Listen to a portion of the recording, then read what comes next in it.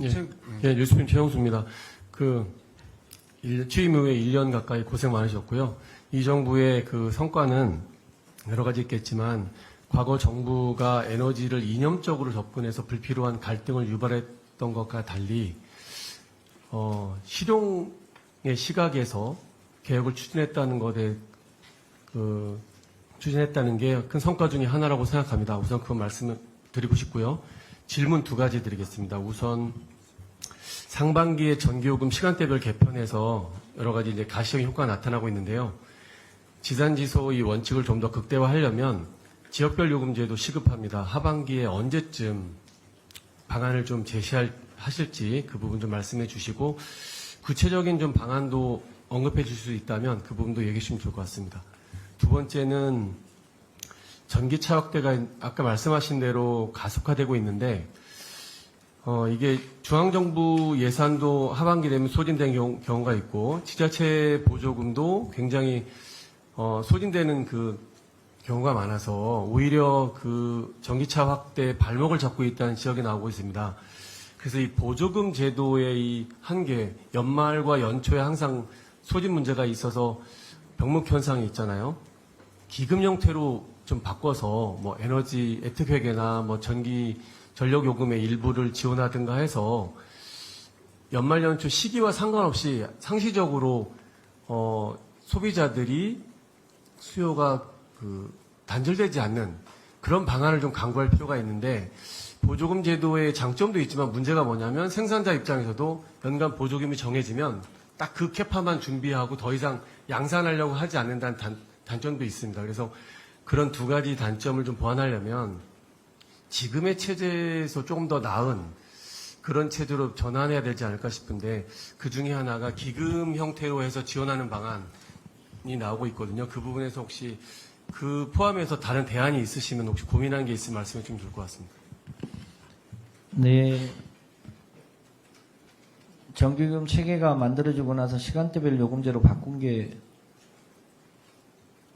어느에서 뭐 40몇 년 만에 처음이라고도 하고 어디는 28년 만에 처음이라고도 하고 그렇던데 어쨌든 큰 변화가 생겼습니다. 4월 16일 날 처음 시행을 해서 이제 한 달이 조금 넘었는데요. 평가를 좀 해보려고 합니다. 그것 때문에 이제 낮 시간에 공장을 돌리는 데들은 조금 이익을 봤을 수도 있는데요. 평가를 좀 해보려고 하고 있습니다. 그런데 여전히 이제 그 대규모 석유화학단지나 제철소 이런 데는 패턴이 바뀌었지 크게 혜택을 보지 않았던 데들이 있는데 그런 데는 이제 지역별 요금제가 적용이 돼야 될 것으로 보여집니다. 개인적으로 한 가지 아쉬움이 있다면 윤석열 정부 말에 불가피하게 전기요금 인상이 됐었는데 사실은 당시에는 아마 무슨 선거가 있어서 그랬는지는 잘 모르겠습니다만 산업을 요금만 대폭 올렸었습니다. 그런데 다른 나라들 일반적으로 보면 산업은 국제 경쟁을 해야 되기 때문에 상대적으로 국제 경쟁을 하지 않는 국내 수요의 전기요금이 비교적 높은 편이고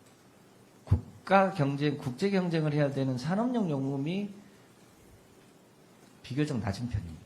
근데 우리는 과거에는 산업용 요금이 낮았었는데 어느 순간 거의 똑같아졌고요. 지난번에 산업용 요금만 일방적으로 올리는 바람에 현재는 산업용 전기요금이 가장 비싼 상태가 되어 있습니다. 이 부분은 사실은 바로잡아야 될 요소들이 있습니다. 그런 면에서 기왕에 국가균형 발전하고 연계해서 이제 과도하게 비싸진 산업용 요금을 조금 부담을 줄여주기 위한 노력이 필요한 시점입니다. 참고로 우리가 산업용 전기요금이 킬로와트당 181원인데 중국의 산업용 요금이 120원대입니다. 미국도 평균하면 미국은 주별로 좀 다르긴 합니다만 평균하면 120원대입니다. 유럽은 우리보다 좀 비싸고 일본도 우리보다 좀 비쌉니다.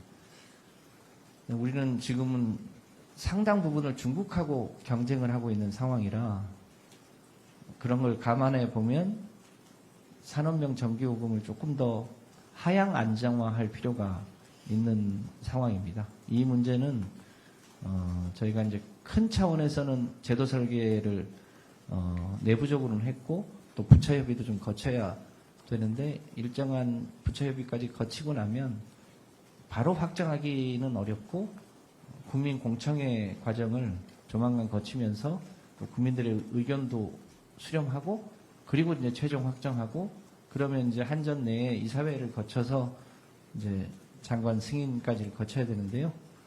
뭐 그리 오래 걸리지는 않게 국민 공청회 과정과 필요하면 당정협의도 거쳐야 될 것 같고요. 그런 큰 변화들이 있습니다. 그래서 조만간 국민 공청회 일자가 잡히면 이제 그때부터 내용적으로 오픈이 된다 이렇게 보시면 될 것 같습니다. 크가지 세 개의 요소를 고려하고 있습니다. 송전망 비용, 전력 자립도 그리고 국가 균형 발전 요소를 고려해서 그걸 적정하게 전력 요금에 반영하여 지역별로 차등하려고 하고 있다는 말씀 드립니다. 전기차 보조금 문제 그 취지에 저도 개인적으로는 전적으로 동의하는데 그동안의 이제 예산 편성의 성격 때문에 미리 편성하고 또 그것에 매칭해서 또 지방정부가 편성하고 그게 남아돌 때는 그걸 이제 추경해서 감액 추경도 작년, 재작년 거의 한 3년에 걸쳐서 있는 돈도 제대로 못 쓴 해도 있었고요. 올해는 이제 정반대로 현재 추세로 보면 8월, 9월이면 아마 그 예산이 바닥날 가능성이 매우 높은 상황입니다. 중앙정부는 다른 예산들을 좀 긁어 모아서 추가로 여력을 만들 텐데 지방정부가 그 여력을 갖기가 어려울 수 있어서 저희가 이제 조만간 지방선거가 끝났기 때문에 지방도 추가로 그 보조금과 관련한 추가 예산 편성을 행안부랑 협조를 구해가지고 더 해보려고 합니다. 근데 원천적으로 그 문제가 있습니다. 올해 얼마를 보조해주기로 했다고 하면 국민 중심의 관점에서 보면 예산이 얼마나 편성돼 있든 적어도 소비자가 원하는 만큼 차량이 배치될 수 있도록 해주는 게 맞다고 보여집니다. 그래서 그 아까 주신 말씀 그걸 이제 기금으로 전환하든지 이런 거는 기획예산처랑 좀 적극적으로 협의해서 국민들이 원하는 수요만큼은 공급될 수 있도록 하는 방안을 저희도 적극적으로 검토해 보겠습니다. 그런데 여전히 지방정부하고 매칭 문제가 있어서 어려움이 좀 있긴 있겠습니다만 저는 그 취지에 전적으로 동의한다는 말씀 드리고 저희 내부적으로도 제도 개선을 검토해 보겠습니다.